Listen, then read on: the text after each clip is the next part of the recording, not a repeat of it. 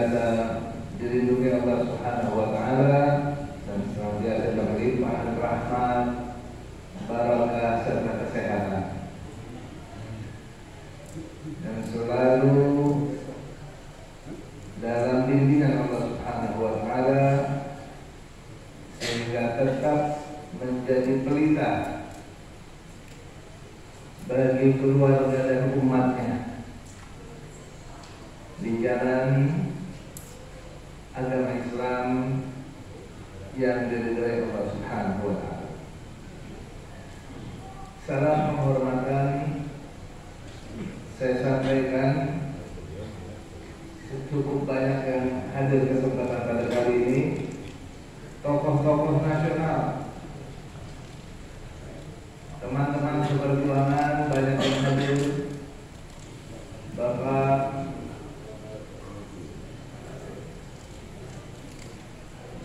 Purnawirawan Maijen Soeharto, banyak yang hadir di sini, Pak Marwan Batubara, Pak Mursalin, Pak Nedi, Pak Syamsil, Bapak Kolonel Nursan, Bang Ismet, Dr. Yulia, dan sahabat saya Pak Munarman,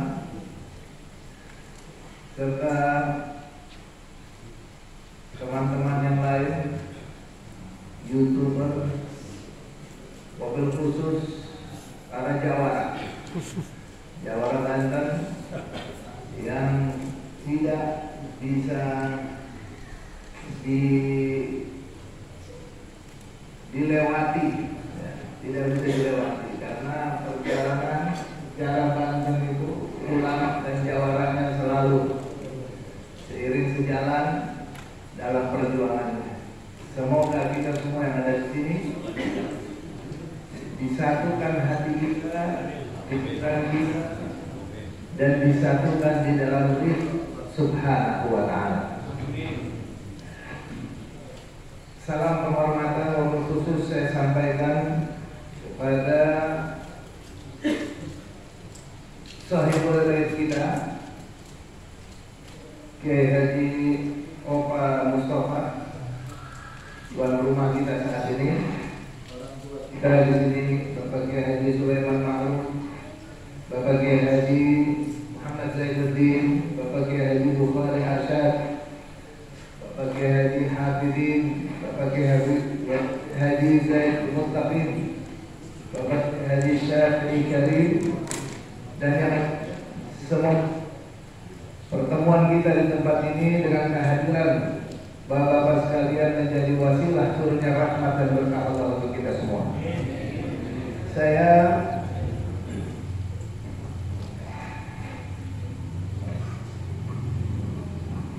hari ini mendapatkan satu tema karena kita sekarang ini di Indonesia merayakan memperingati Isra dan Mi'raj Nabi Sallallahu Alaihi Wasallam.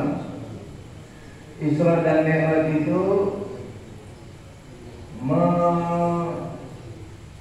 mesti menjelaskan tempat peristiwanya, yakni Masjidil Haram dan Masjid Al-Aqsa.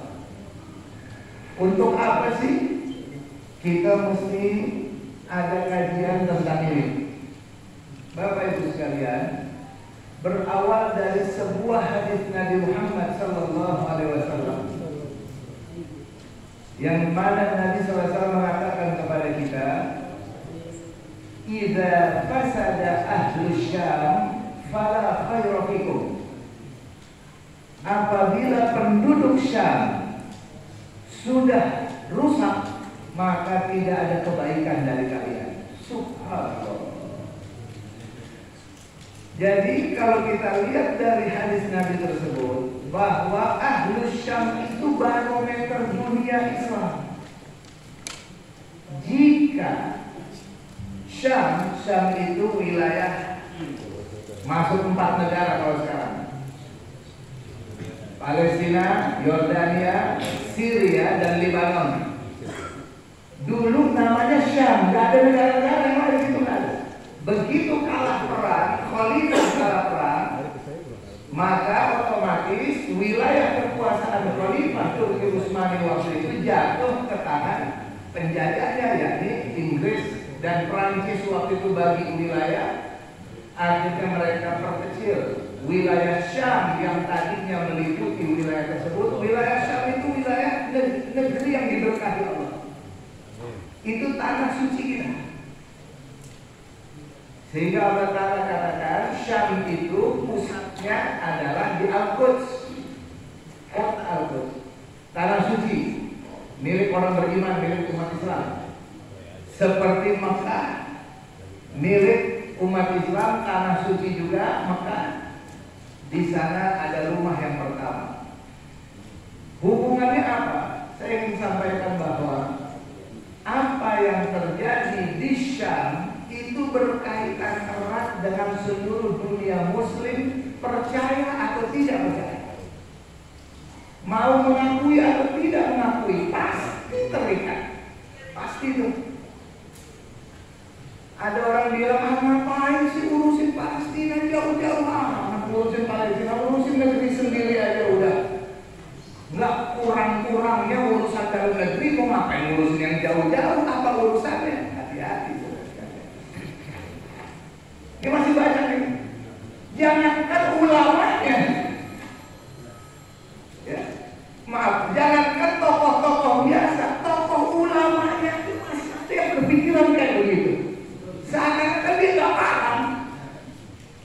Oleh karena itu kesempatan saya kali ini, saya ingin sedikit bukan menggurui. Kalau untuk ulama, mohon maaf, saya orang bodoh.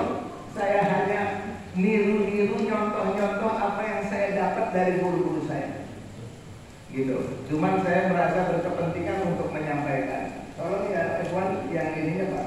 Kita sekarang mengenal, kalau Masjidil Haram udah tahu ya. Kita sekarang mengenal Masjidil Aqsa, hubungannya apa? Bapak Ibu sekalian, pertama kali rumah Allah pertama Allah letakkan di muka bumi, namanya Baitul Haram. Allah terangkan dalam Al-Quran, faqala ta'ala, inna awwala baitin wudi'a lin-nasi lalladzi bi Bakkata mubarakan wa hudan lil alamin. Allah katakan sesungguhnya inna awwala baitin, rumah Allah pertama yang Allah letakkan di muka bumi, lalladzi bi Bakkah, yang berada tempatnya di Bakkah. Bakkah itu apa? Bakkah adalah Makkah mubarakan, yang sudah diberkahi, wa hudan lil alamin. Ini yang pertama, rumah Allah pertama, inna awwala baitin wudi'a linnas. Disebutnya wudi'a, rumah pertama yang Allah letakkan di muka bumi. Letakkan berarti bukan bunia. Kalau masjid kita ini bunia nih, dibangun. Masjid ini dibangun, Masjid Istiqlal dibangun, sifatnya manusiawi. Tapi kalau wudi'a, wada, diletakkan, ini wallahu a'lamu bima wada. Allah lebih tahu tentang apa yang dilahirkan oleh perempuan, mau laki-laki mau perempuan, hanya Allah yang tahu. Nah, ketika penyebutan wada, itu hanya Allah yang tahu. Berarti melibatkan malaikat, melibatkan manusia. Manusianya udah ada berarti di situ, karena ini rumah untuk manusia. Nah, makanya rumah pertama di muka bumi adalah di Bakkah, tapi diberkahi. Kalau Mekah itu Baitul Haram namanya, kalau itu buatan manusia, mustahil manusia mau bikin rumah di sana. Di satu lembah yang batu semua, tidak ada tumbuhan, tidak ada air, mustahil ada satu manusia pun mau tinggal di sana. Tapi Allah penentunya, saya buatnya di situ biar jadi pelajaran bagi semua manusia. Saya berkahi tempat itu, siapapun akan berbondong-bondong berebut datang ke situ, ngalap berkah untuk mencari keberkahan Allah. Allah kasih airnya, semua apa, durian, petai, jengkol ada di sana. Dari mana itu? Kalau bukan dari keberkahan dari Allah Subhanahu wa Ta'ala. Itu yang pertama. Lalu yang kedua, rumah Allah juga. Nabi SAW ditanya oleh Sayyidina Abu Dzar radhiyallahu Bukhari dan hadis Sahih Muslim, Nabi SAW ditanya oleh Abu Dzar, "Ya Rasulullah, ayyu masjidin wudi'a fil ardi awal?" Ya Rasulullah, masjid apa yang pertama kali diletakkan di muka bumi? Nabi menjawab, Al-Masjidul Haram. Masjidul Haram. Qultu tsumma ay? Lalu aku bertanya lagi, masjid apa setelah itu? Yang kedua apa? Nabi menjawab, Al-Masjidul Aqsa. Masjid Al-Aqsa, masjid kedua, diletakkan di muka bumi. Artinya penunjukannya Allah langsung yang nunjukin tempat. Kita nggak ikutan nih di sini. Bukan urusan kita nih. Tunjuk tempatnya itu Allah yang atur. Gimana caranya Allah yang atur? Ternyata tempatnya adalah di Syam yang sekarang masuk dalam bagian negara Palestina. Di Mekah ada batas kota suci. Di Al-Quds juga ada batas kota suci. Itu ada batasan-batasannya tanah suci. Sehingga rumah Allah yang kedua adanya di Baitul Maqdis, Masjid Al-Aqsa. Lalu Sayyidina Abu Dzar bertanya lagi, kam kana bainahuma? Berapa jaraknya antara pembangunan Baitul Haram dan Baitul Maqdis? Jaraknya berapa lama nih? Nabi menjawab, arba'una sanah, 40 tahun. Singkat, dari hadis ini para ulama punya kesimpulan yang turut serta membangun Baitul Haram, orangnya kalau ada manusia dia juga terlibat dalam membangun Masjid Al-Aqsa. Karena singkat, zamannya sama, bukan zaman yang berbeda, abadnya masih sama. Berarti orangnya sama. Mayoritas ulama menyatakan Nabi Adam alaihissalam adalah orang yang terlibat turut serta di dalam peletakan dan pembangunan Baitul Haram. Dan 40 tahun berikutnya Nabi Adam diperintah oleh Allah ke Palestina untuk membangun, turut serta membangun, yakni Baitul Maqdis atau belakangan disebut dengan Masjid Al-Aqsa. Kita lihat ya Pak. Dari situ ketahuan, adapun nabi-nabi berikutnya mereka adalah jaddadul bina. Para nabi dan rasul berikutnya itu bangun ulang. Seperti Nabi Ibrahim membangun ulang, Nabi Ibrahim dengan Nabi Ismail itu bangun ulang. Buktinya bagaimana? Buktinya Nabi Ibrahim ketika beliau berdoa kepada Allah, Rabbana inni askantu min dzurriyyati biwadin ghairi dzi zar' 'inda baitikal muharram. Ya Allah, saya tinggalkan dari keturunan saya, maksudnya Ismail, masih baik Ismail. Di mana saya letakkan? Di lembah yang tidak ada tumbuhan. Aku titip hanya kepadamu. Tapi apa? Inda baitikal muharram, di sisi rumahmu yang muharram, yang suci, yang dihormati. Dia saya tinggalin di sini. Saya percaya di rumah engkau ini adalah urusan yang engkau ditinggal. Nah sehingga berikutnya Nabi Ibrahim datang ke sana disuruh untuk membangun lagi. Nah, akhirnya Allah tunjukin tempatnya. Begitu juga Nabi Sulaiman, Nabi Dawud alaihissalam pernah membangun Baitul Maqdis, itu bangun ulang. Seperti bangun ini ya masjid. Ini masjid pendirinya siapa? Kiai Opa. Kiai Opa yang bangun masjid ini muassis dia, pendiri. Adapun nanti lama-lama kelamaan ini masjid hancur, tua, rapuh, dibangun ulang oleh anak cucunya. Itu pembangun juga namanya, tapi bukan muassis. Pendiri pertama Nabi Adam alaihissalam. Nabi Adam dulu sholat di Baitul Haram di Mekah. Di mana? Di dalam Ka'bah. Nabi Adam beranak di dalam Ka'bah. Anaknya kembar, cucunya beranak lagi, kembar. Lama-lama Ka'bah penuh, nggak muat sholat di situ. Akhirnya Nabi Adam alaihissalam tutup pintu. Dia sholat di luar Ka'bah. Tadinya sholatnya dalam Ka'bah, begitu penuh sholat di luar Ka'bah.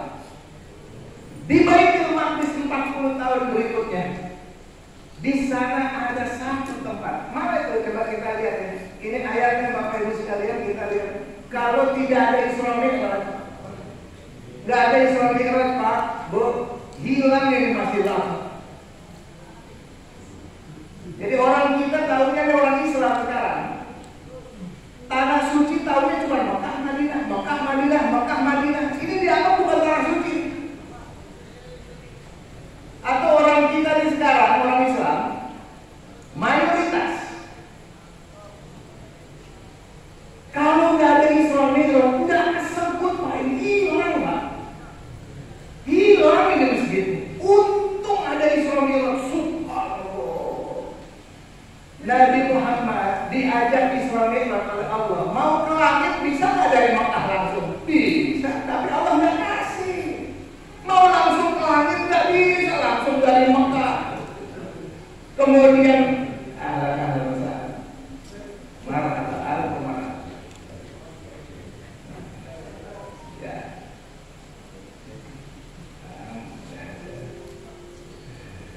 Bapak Ibu sekalian, kita lanjutkan. Isra Mi'raj kalau cuma sebatas mau ke langit jumpa Allah, menerima sholat 5 waktu, sebatas itu langsung dari Mekah bisa, tapi Allah nggak kasih ya. Mau ke langit dari Mekah berangkat dulu ke Baitul Maqdis. Sampai Baitul Maqdis, namanya Baitul Haram di Mekah. Haram itu artinya suci. Baitul Haram rumah suci milik Allah. Baitul Maqdis, Maqdis apa? Rumah pensucian. Sama-sama rumah suci.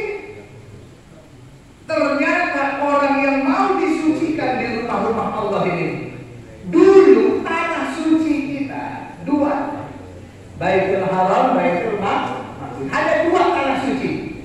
Begitu Nabi SAW wafat, dimakamkan di Madinah, ada 3 tanah suci kita.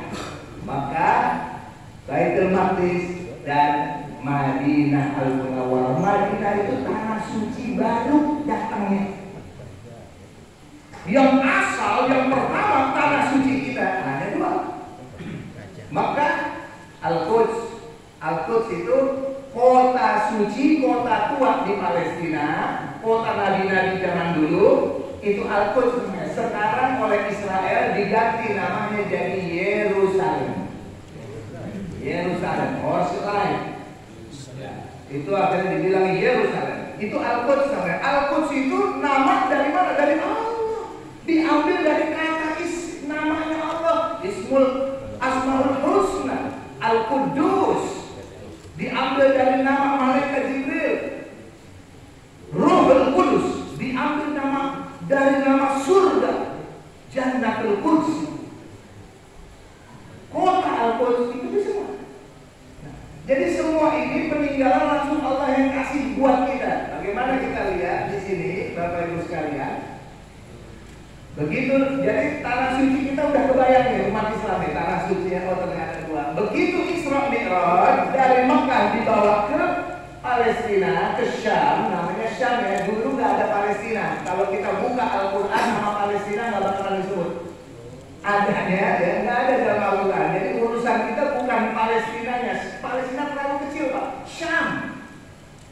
Yang Allah Ta'ala katakan, Subhanalladzi asra bi'abdihi lailan minal masjidil harami ilal masjidil aqsa alladzi barakna haulahu. Yang mana telah kami berikan keberkahan di sekelilingnya. Sekeliling apa? Masjid Al-Aqsa. Allah yang sebut. Sekeliling Masjid Al-Aqsa itu negeri yang berkah. Tadi kita lihat Baitul Maqdis apa? Jadi setelah Isra Mi'raj, Allah menyebut 2 tempat itu. Tadi namanya Baitul Haram dan Baitul Maqdis. Setelah Isra Mi'raj, Allah rubah namanya menjadi Masjid Al-Haram. Bukan Allah rubah, Allah tambah namanya.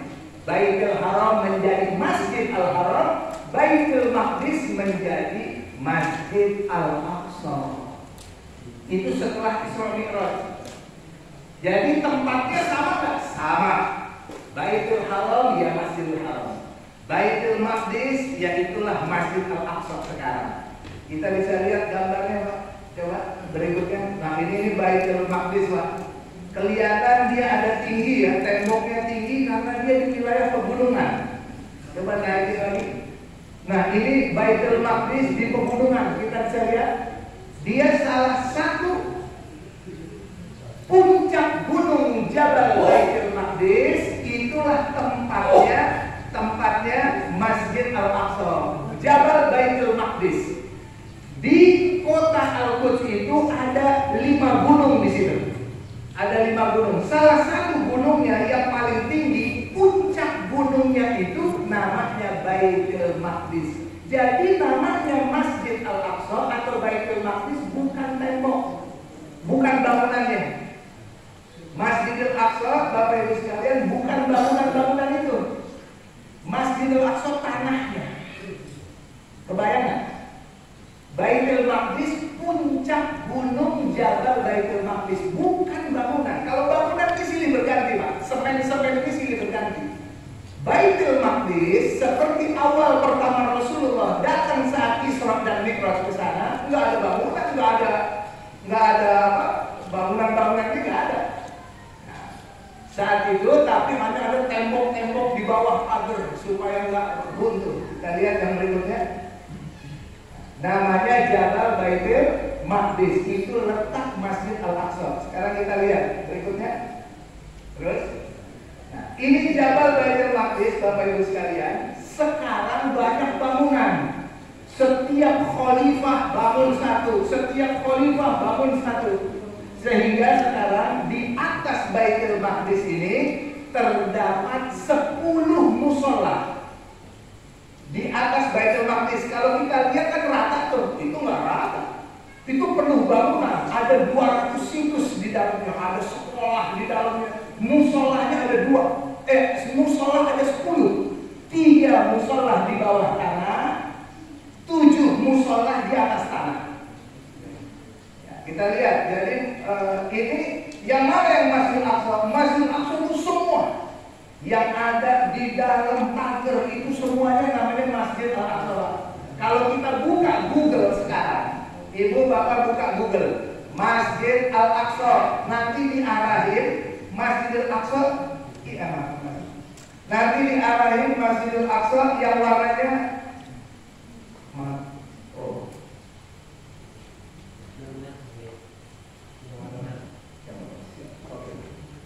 Masjidil Aqsa yang warnanya ini nih, hitam, kubahnya.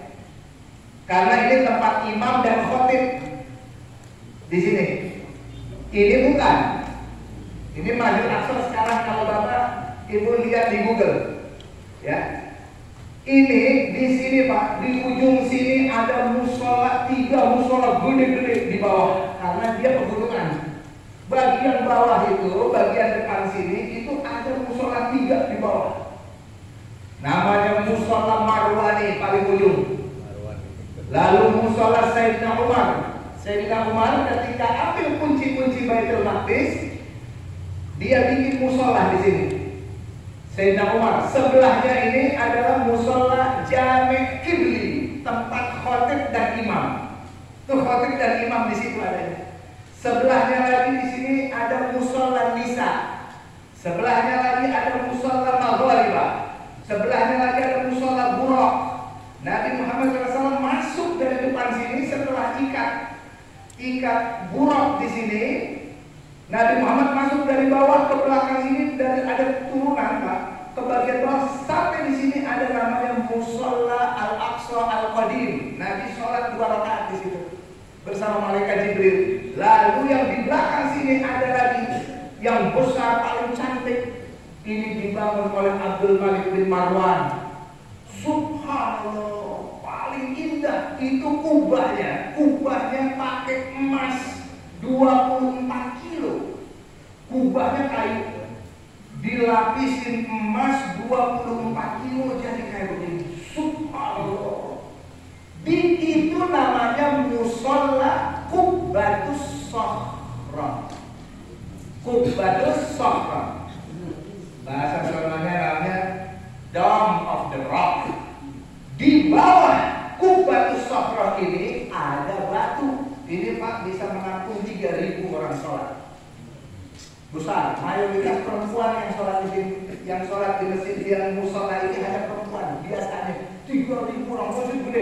musola gede. Semua ada di dalam Masjid Al-Aqsa namanya. Yahudi mau ambil ini yang mau dia bongkar nih. Ada apa di dalam ini? Di dalam ini ada namanya Sokhroh. Apa itu Sokhroh? Sokhroh tempat paling istimewa di dalam Baitul Maqdis. Kalau di Ka'bah, Ka'bah kan rumah Allah suci, berkah, hebat, mulia. Allah tambah lagi kemuliaannya. Allah kirim apa? Batu dari surga. Allah kirim. Udah mulia, udah suci, batu dari surga dikirim ke Baitul Haram, sehingga kita kalau mau ziarah cium dulu baru muter, cium lagi baru muter, cium lagi baru muter, asal lewat cium 7 kali cium. Nggak bisa cium ya, salam dari jauh lah, minimal kita sentuh muka karena itu batu dari surga. Kalau orang zaman sekarang ini fingerprint gitu, saya masuk absen, ya absen. Di Baitul Maqdis ada ini namanya Sokhroh. Sokhroh itu apa? Dia adalah batu. Lebarnya 13 kali 18 meter. Kurang lebih segede ini, menaik tingginya 2 meter lebih dikit. Di bawahnya ada goa. Buat yang sudah pernah pergi ke sana, di bawahnya ada goa namanya Magharatul Arwah.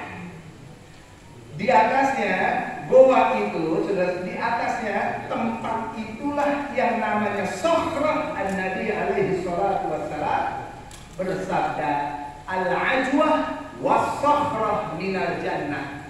Kurma ajwa kalau kurma Nabi yang hitam, was-sokhroh, batu sokhroh minal jannah, dari surga akan diletakkan.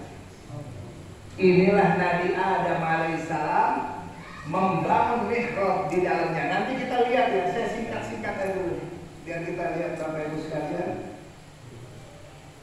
Oke, lanjut terus. Nah, ini 5 gunung di sini.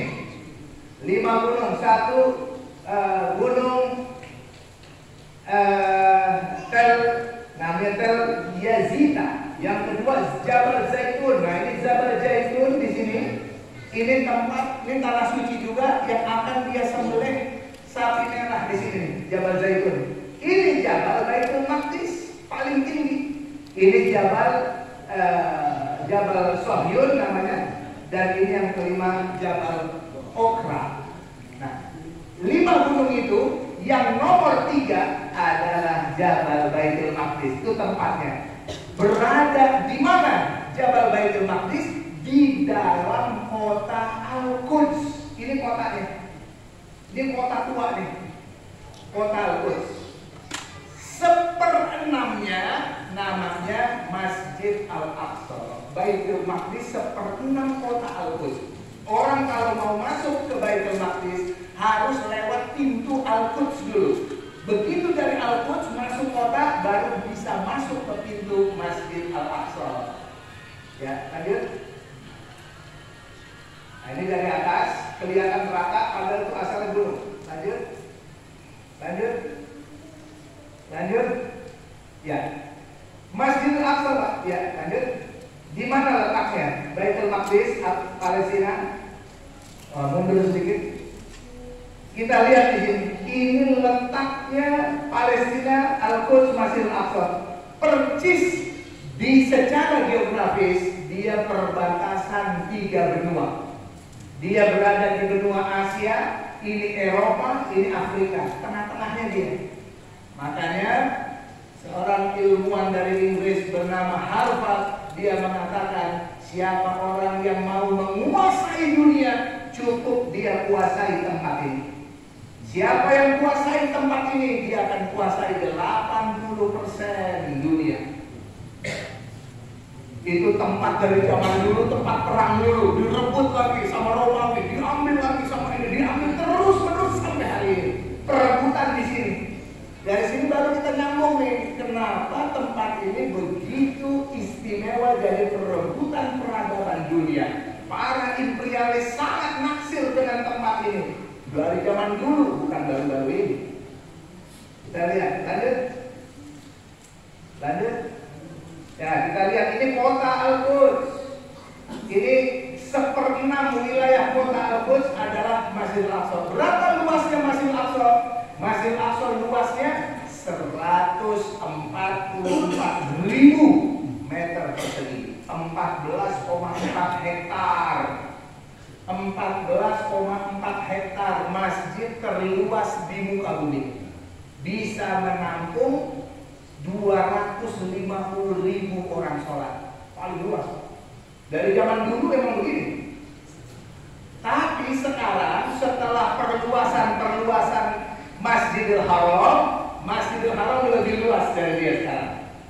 Dulu dia Masjid Al-Aqsa paling luas. Lanjut. Ini Masjid Al-Aqsa, ini kampung Islam, ini kampung Nasrani, ini kampung Maghribah. Orang-orang dari Maghrib dulu tentaranya Salahuddin Al-Ayyubi kumpulnya di sini semua. Ini sekarang udah dirampas Yahudi. Dan ya lanjut. Oke, ini namanya Jabal. Nah, oke ya. Mundur lagi ini. Ini yang namanya Jabal. Mundur lagi Pak. Ini Jabal Baitul Maqdis Pak, puncak gunungnya begini. Ini semuanya segini aja, namanya Masjid Al-Aqsa nih. Bukan bangunan, bukan temboknya, bukan. Jelas ya? Tanahnya itu loh yang tanah suci. Nah, lanjut. Ya, ini namanya kota Al-Quds yang sekarang diklaim jadi Yerusalem, dan Amerika Serikat sudah menyatakan ibu kota Israel adalah di Yerusalem. Itu dari zaman dulu nih tempat Islam di sini. Lanjut.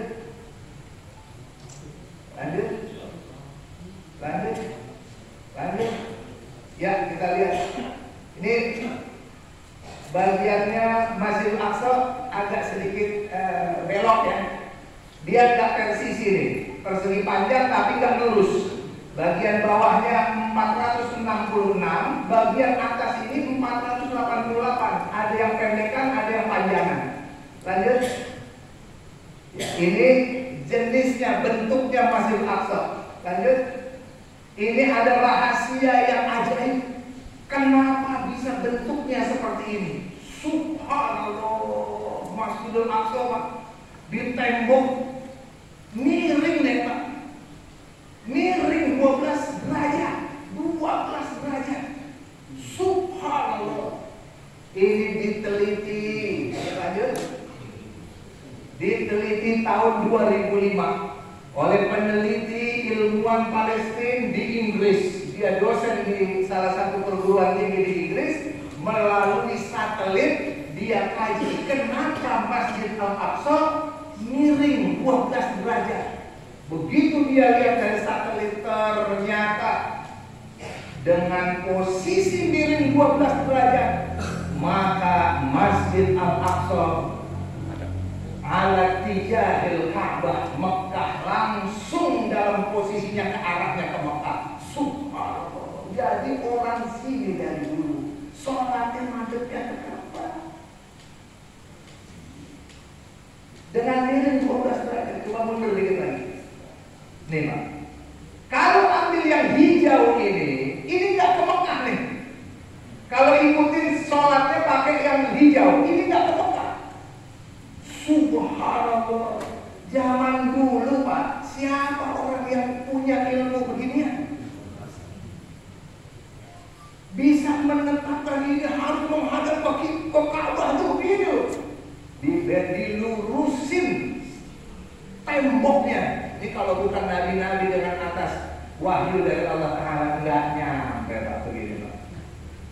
Ini baru terbuka orang modern, sehingga ditanya, kalian tahu nggak posisi ini seperti itu? Kata ilmuwan Inggris, dia bilang kami sudah tahu, tapi kami diam aja supaya nggak jadi kebanggaan bagi orang-orang Palestina yang punya ikatan kuat Baitul Haram dan Baitul Maqdis, karena mereka pengen ambil ini. Jadi biar nggak usah. Nah ini kita biar paham. Ini kita nih menyentuh di sini para ulama. Keimanan kita dulu ya. Iman kita kan di sini tempatnya. Di sini ada iman Masjidil Haram dan Masjidil Aqsa. Oke, lanjut. Nah ini dia. Lanjut. Baik. Terus. Nah itu semuanya Masjidil Aqsa. Oke, lanjut. Bapak Ibu sekalian, ini Masjid Aqsa semuanya, baik pelatarannya maupun ini tembok, ini sudah selesai dihancurkan oleh Zionis Israel. Ini tembok namanya tembok Buraq. Tembok Buraq di mana Nabi ikat Buraq, malaikat Jibril ikat Buraq di situ. Tembok Buraq ini sekarang oleh orang Yahudi namanya diganti menjadi Hitah al-Mabka, tembok ratapan. Ini tembok Buraq. Oke, kita persingkat, lanjut. Oke, lanjut. Baik. Ulang lagi, mundur lagi. Masjid Al-Aqsa, Pak. Lagi. Mundur lagi. Ya, ini. Semua yang ada di dalam pagar dan pelatarannya semuanya menurut UNESCO adalah hakun lil muslimin, milik kaum muslimin. Semua yang ada dalam tembok dan pelatarannya, kita lihat pelatarannya. Ini semua UNESCO sudah putuskan adalah milik kaum muslimin. UNESCO lembaga internasional, Pak Kiai. Bidang ilmu pengetahuan, budaya, cagar budaya itu semuanya UNESCO memutuskan. Hasil penelitian kaum muslimin, kamu mengklaim ini milik kamu. Mana buktinya? Dipanggil umat Islam, ahli-ahli bawa bukti. Dia bawa bukti kepemilikan umat Islam. Orang Yahudi, kamu mengklaim ini tempat milik kamu. Mana buktinya? Dia bawa bukti-bukti. Dia bilang bukti ngaco semua, cuma doktrin doang. Tanpa bukti, hanya dogma, hanya ini adalah kata si alun, hanya kata-kata tanpa bisa bawa bukti. Akhirnya sepakat yang kaum muslimin dan orang Nasrani menyatakan ini kami sudah serahkan ke umat Islam. Selesai. Buktinya ada nggak? Ada. Bla bla bla bla bla. Pengalihan dari ahlul kitab Nasrani pindah ke tangan Islam sudah ada. Itu sudah kesepakatan. Sehingga diputuskan oleh UNESCO seluruh yang ada di dalam pagar dan pelatarannya milik kaum muslimin. Kita kalau sholat di sini, Bapak Ibu sekalian, sholat di sini. Jadi sholat di mana aja, pohon-pohonnya, taman-tamannya, itu semuanya namanya Masjid Al-Aqsa. Baik, lanjut. Baik, terus, ya, terus. Oke, lanjut. Oke, kita tutup. Sekarang kita mau cerita di Madinah atau dimundurin di gambar Al-Aqsa yang pertama. Terus, ya tadi. Jadi Al-Aqsa, Bapak Ibu sekalian, 2 tahun yang lalu,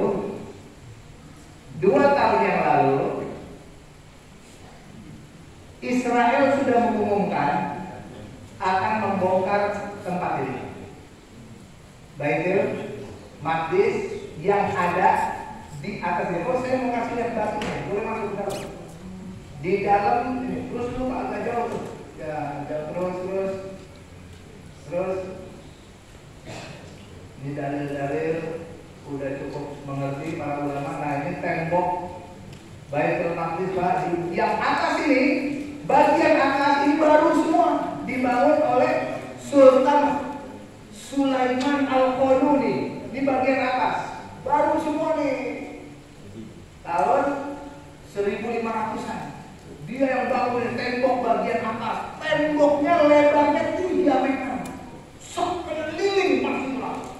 Allahu Akbar. 40 meter paling rendah. Paling tingginya 40 meter. Kalau dia di bagian rendah gunungnya, tingginya 40 meter ke atas. Kalau paling rendahnya tembok 12 meter paling rendah. Jadi nggak bisa ada orang mau manjat masuk dari sini, nggak bisa. Lanjut. Ya, terus. Nah, bagian lanjut. Apa? Ini bagian bawah. Batu-batu bagian bawah ini yang ada biru ini tembok para nabi-nabi dulu yang tembok yang bangun. Yang atas baru. Ini tembok nabi-nabi dihitung udah ribuan tahun yang lalu. Lanjut. Nah, lanjut. Nah, ini udah selama sekali. Lanjut. Terus lanjut. Ya, Bapak Ibu sekalian, kelihatan nggak ada gambar di sini? Ada kelihatan nggak nih gambar?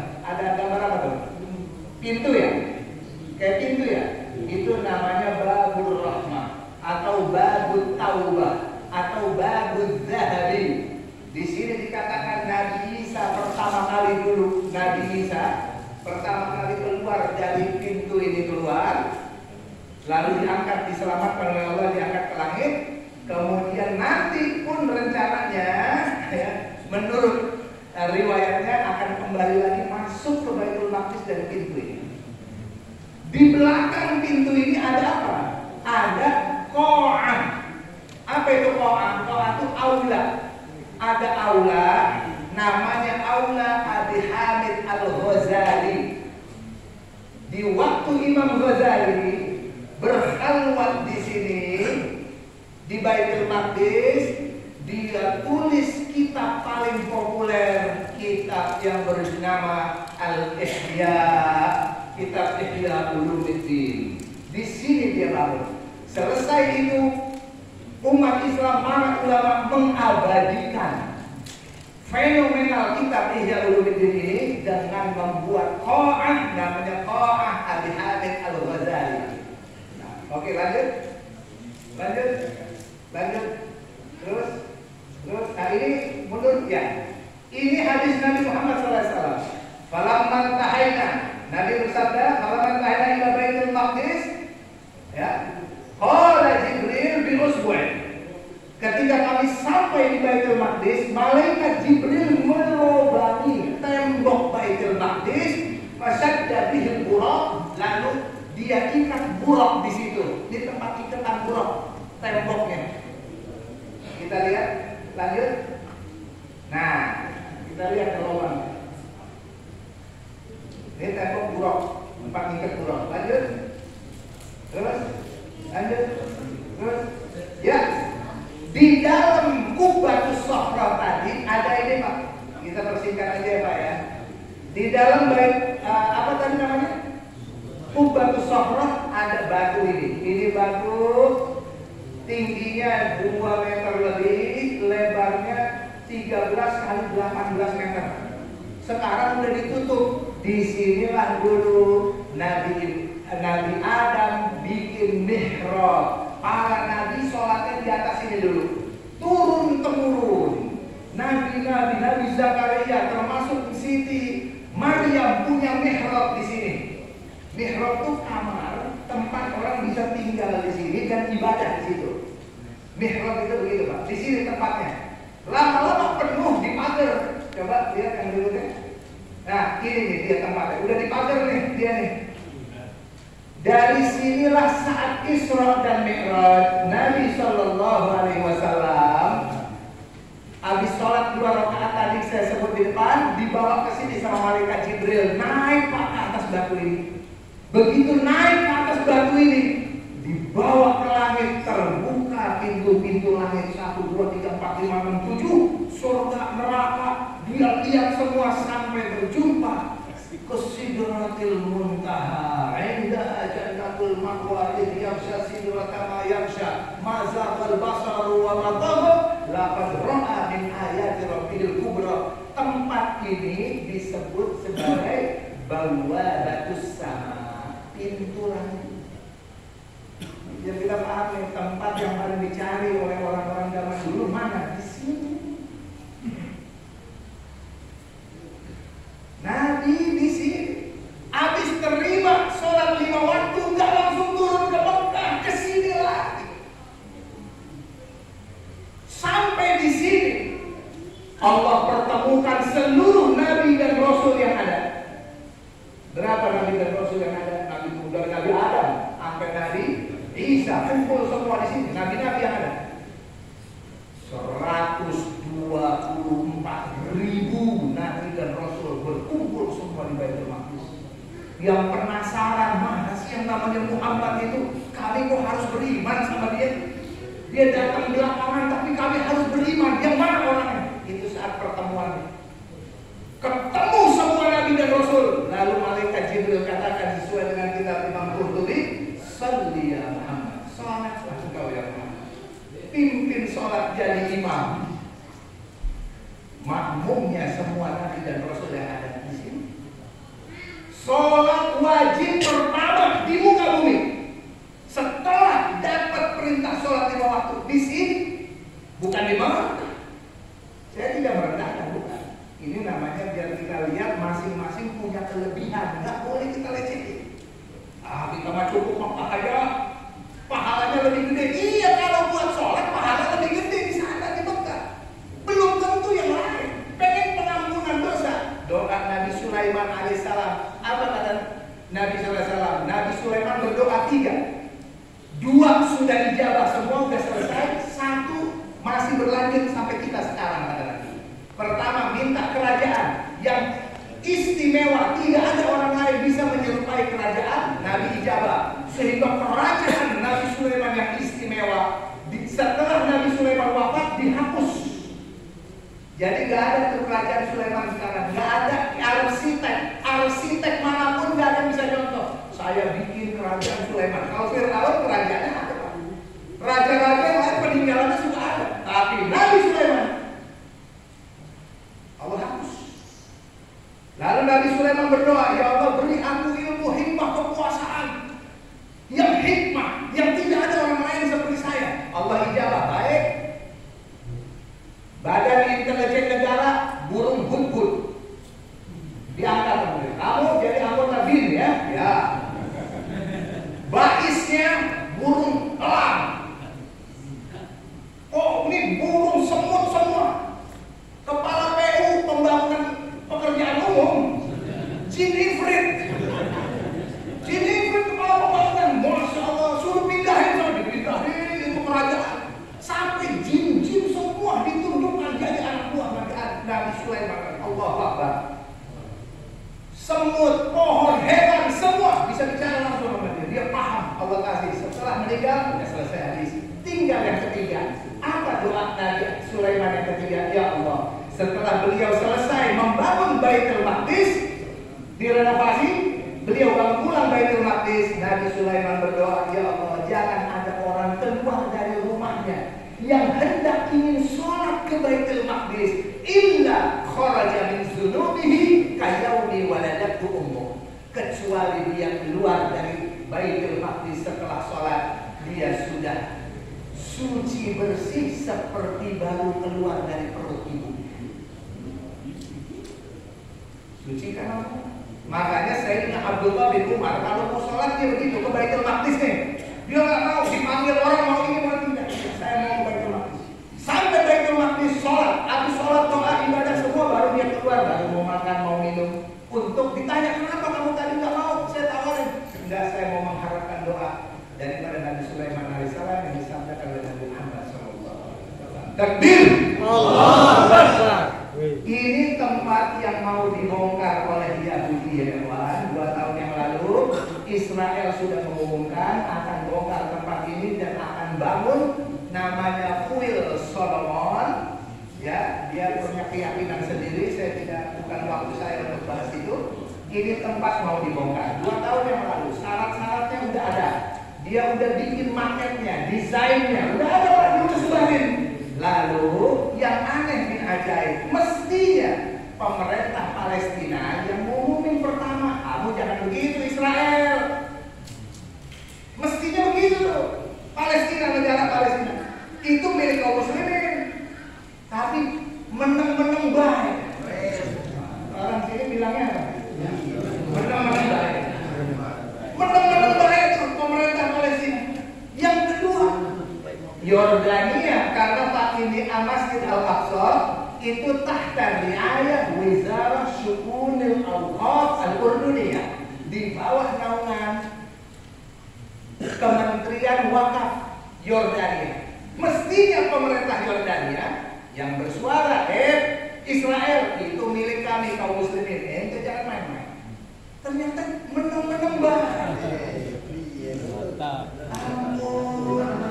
Yang diharapkan Mesir bersuara, Israel jangan colek-colek itu tempat. Ternyata enggak juga.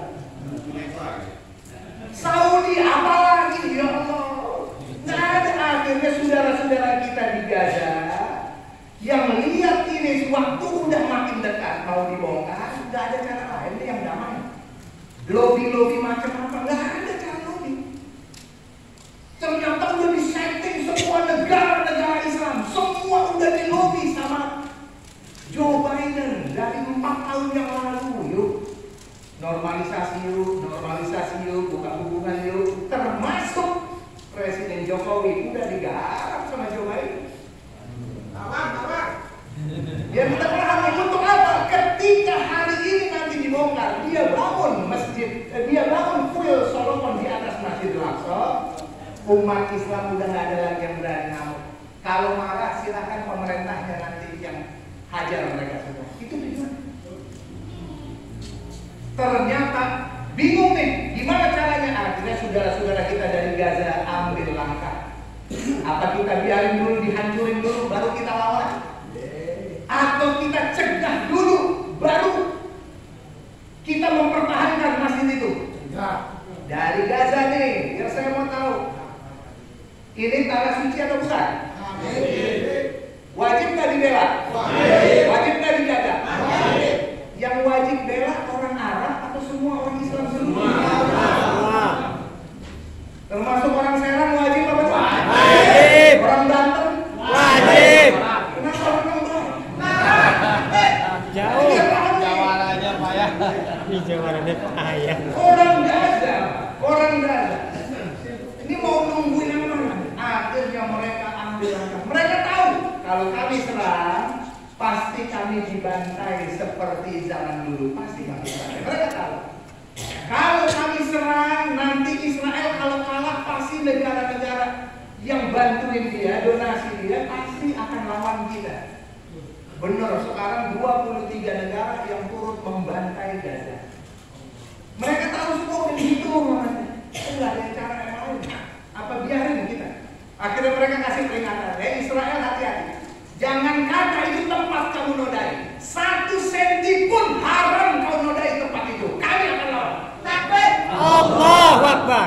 Takbir. Allahu Akbar. Itu Israel. Gaza berkasih peringatan. Masa bodoh dianggap kamu orang-orang kecil, kamu mau apa sih? Artinya apa? Kamu ini sok-sokan bicara aja. Akhirnya dia ngatur strategi.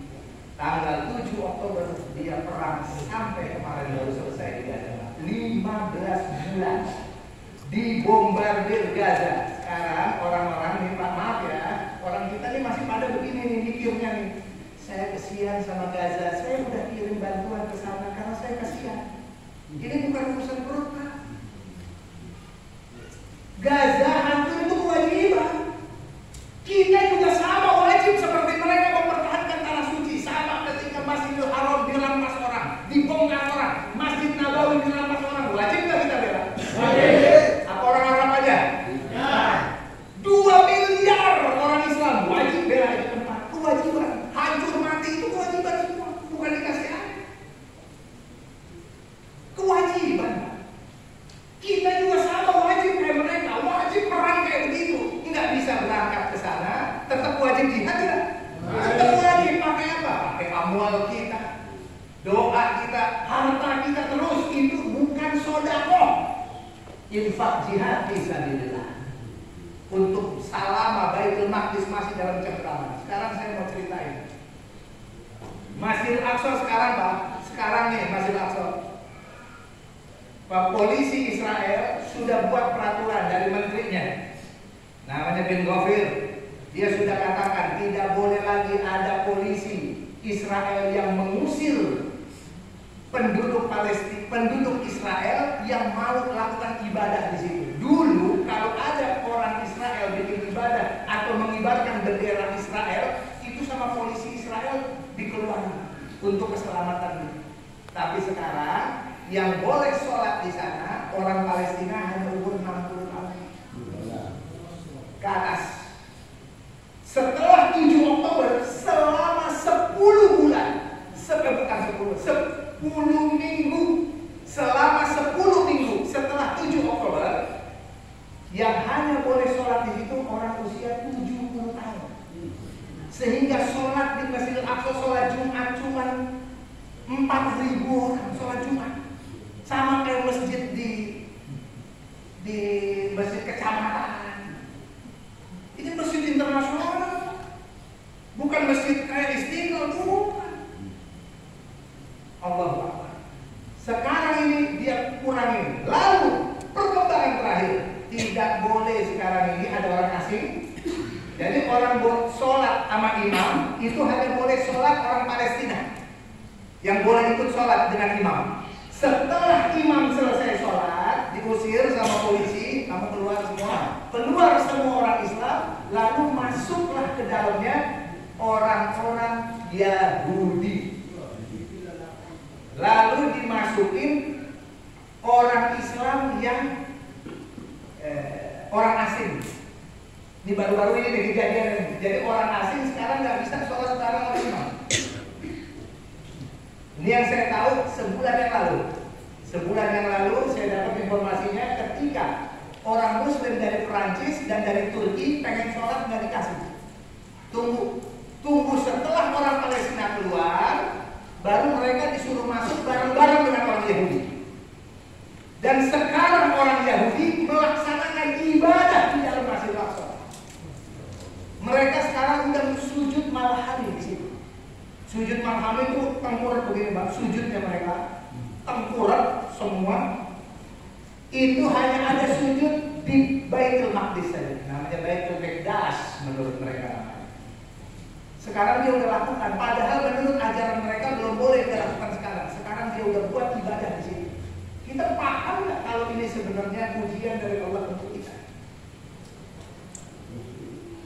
Kalau kita ditanya sama dia sekarang gitu, salah satu pejabat politik Israel setelah masuk ke dalam Baitul Maqdis melakukan sujud malhami, dia keluar lalu dia katakan apa? Dia katakan kita sudah kalah di dua front utara dan front selatan. Maksudnya kalah di Lebanon dan kalah di Gaza. Tinggal satu ini kita masih punya kemungkinan secara strategi menang dan untuk menguasai tempat ini. Di tempat ini, maksudnya Baitul Maqdis. Secara strategi kita bisa. Makanya Pak sekarang di Al-Aqsa, di Al-Quds, kota Al-Quds, Masya Allah, semenjak perang 7 Oktober tercatat sampai bulan kemarin 350 rumah yang dibongkar. Asal ada orang Palestina bikin protes, rumahnya dibongkar, diambil oleh Israel. Rumahnya dibongkar, 350 rumah. Mana ada yang melakukan maksa pengen sholat di situ, ditangkap, kena biaya ribuan dolar, sampai dimiskinkan. Alasannya apa? Kamu kan perlawanan, itu uang semua dari Hamas. Ini kondisi sekarang. Maksudnya apa? Dia mengurangi jumlah populasi kaum muslimin. Manakala dia bongkar nanti di masjid, pembelanya udah tinggal dikit di sana. Bukan di Gaza aja Pak, ini sekarang di sini. Di kota Al-Quds, namanya tepi barat, Rafah Bordiyah. Ini dahsyat sekali. Mana tempat-tempat yang paling kuat perlawanan? Habis. Mereka sekarang dikerahin orang pemerintah Palestina lawan itu mereka semua. Tujuannya apa? Saya mau kasih tahu. Ini nanti nih Pak, catat ya. Sekarang ini mereka sudah melakukan ibadah-ibadah di dalam Masjidil Aqsa. Bin Gofir, Smotrich, pejabat-pejabat Israel sudah mengatakan ini bukan masjid. Jadi tidak ada urusan, ini tempat ibadah Yahudi. Akibatnya apa kata mereka? Semua ibadah Yahudi dan upacaranya yang selama ini dibuat di luar Masjid Al-Aqsa, sekarang mereka lakukan di dalam Masjid Al-Aqsa. Sekarang tanggal 25 Desember kemarin ada hari raya mereka, namanya Idul Anwar. Mereka tadinya menghidupi lilin-lilin di kuil-kuil mereka dan di sekeliling Masjidil Aqsa. Sekarang mereka sudah bakar lilin di dalam Masjidil Aqsa, dilindungi oleh polisi Israel. Nanti nih, ingat catatan omongan saya dari sekarang. Bulan Maret ada hari raya mereka, Idul Kurban. Mereka nanti Idul Kurban hewani. Dia akan sembelih kambing nanti di dalam Masjid Aqsa.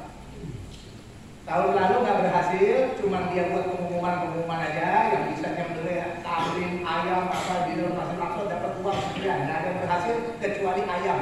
Dia masukin di tas mereka, ada ayam hidup di dalam di ini, tapi di video itu dapat uang besar. Sekarang dia akan potong di dalam Masjid Aqsa tanggal 31 Maret. 30 apa 31 Maret itu kalau nggak salah berbarengan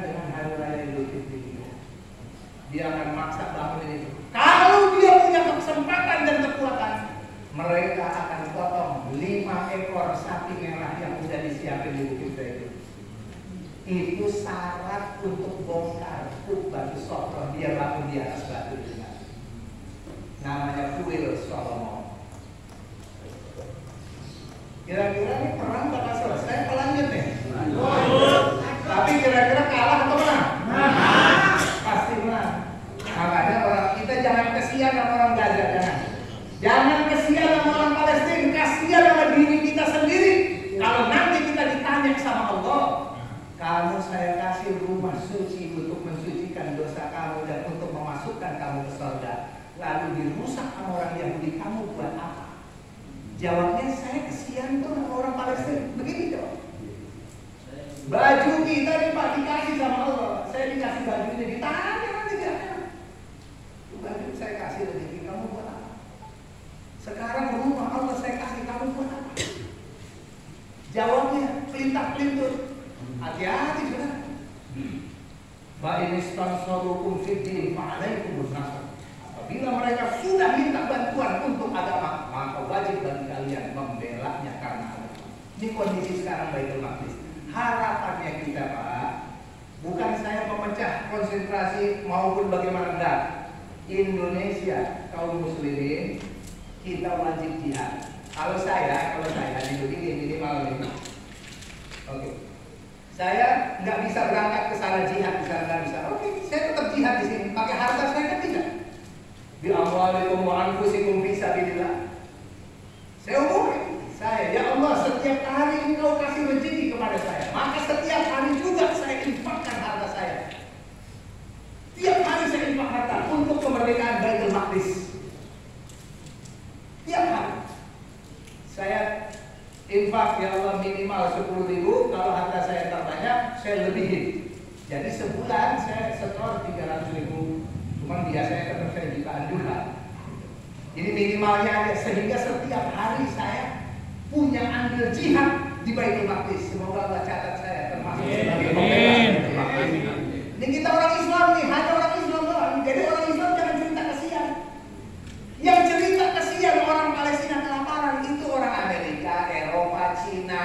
Itu kirim bantuan makanan, orang-orang kafir kirim bantuan makanan.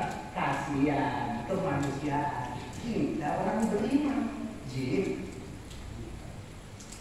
Tapi pasti menang nggak? Pasti menang. Karena Nabi SAW bersabda, Umran Baitul Maqdis kharabu Yathrib. Pembangunan Baitul Maqdis nanti adalah kehancuran bagi Madinah Munawwarah. Nanti ada situasi setelah merdeka. Jadi merdeka dulu nih. Merdeka dulu Baitul Maqdis. Habis merdeka semua, nah nanti baru deh ketegangan-ketegangannya di Saudi Arabia. Karena mereka targetnya Israel Raya. Apa itu Israel Raya? Dari Sungai Nil di Mesir sampai Sungai Efrat di Irak. Itu semua harus mereka kuasai, termasuk Mekah dan Madinah. Ucapan pejabat-pejabat Israel sekarang ngomongnya apa? Yakin kita akan murnikan Mekah dan Madinah. Itu ucapan pejabat-pejabat Israel. Makanya nggak mungkin dia berhenti perang di sini. Dia akan lebar dulu, perluas perang. Udah kalah, dia harus perluas perang. Kalau nggak ditangkap dia. Dia harus bikin perang baru, sehingga apa? Dia sekarang ngajak untuk perluas perang sampai ke Mekah dan Madinah. Mereka udah setting semua. Nah, oleh karena itu, jadi nggak benar kalau kita bilang saya urusannya hanya Indonesia. Nggak bisa, tanah suci kita diambil. Nggak bisa bilang ini Israel cuma Palestina. Bohong. Kita lawan Palestina, Israel sekarang. Sebetulnya kita sedang menyelamatkan Mekah dan Madinah. Wajib atau tidak kira-kira? Siap jihad atau tidak? Sekarang itu sabda Nabi tadi apa? Sabda Nabi, tidak fasada ahlus Syam fala khayra fikum. Jika penduduk Syam sudah rusak, tidak ada kebaikan pada kalian. Artinya apa? Jika penduduk Syam sudah rusak, sudah terjajah, kalian juga pasti terjajah. Jika penduduk Syam merdeka, kalian juga pasti akan merdeka. Dia barometer buat kita. Makanya sekarang, yuk mari, Indonesia terjajah dah sekarang ini. Terjajah atau tidak? Ya, pik 2, pik sampai seluruh Indonesia, sampai laut jadi ada. Sertifikat laut, subhanallah, nanti udara kita ada sertifikatnya tuh. Yang masuk wilayah sini harus bayar store sama dia. Laut udaranya juga. Subhanallah. Ya, mari kita sama-sama tekad berjuang. Merdekakan Indonesia dan tetap bantu Masjidil Aqsa. Insya Allah Allah Ta'ala merdekakan kita juga sebagai dampaknya. Amin. Mohon maaf segala kesalahan kurang dan lebihnya yang benar datang dari Allah Ta'ala, yang salah atas kekurangan dari saya pribadi. Ufawwidu amri ila Allah inna Allah basirun bil ibad. Assalamualaikum warahmatullahi wabarakatuh.